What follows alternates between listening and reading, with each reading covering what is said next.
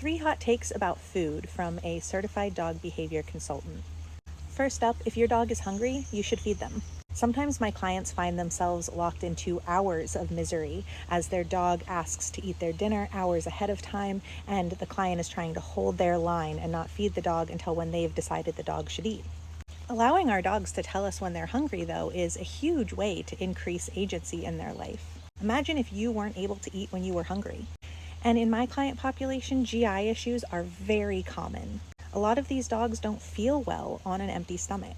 And I know what you're thinking, but there are a lot of ways we can support our dogs in eating when they're hungry while keeping an eye on their weight. This can include feeding the same amount of food more frequently throughout the day, supplementing with lower calorie options, and of course, talking to your veterinarian or a board-certified nutritionist. Hot take number 2, your dog should like their food. If your dog doesn't like their food, that's good information for us. Dogs can have preferences just like us. They may have a preference for a certain texture or a certain flavor. They can learn not to like a food because they don't like how it makes them feel in their body.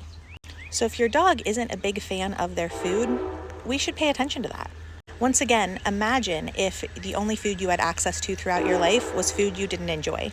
Finally, my third hot take, your trainer, unless they are also a nutritionist, should not be making dog food recommendations. This is one of those situations where, again, unless your dog trainer is also a veterinarian, is also a nutritionist, they know just enough to be dangerous, and it is out of their lane to recommend specific dog foods.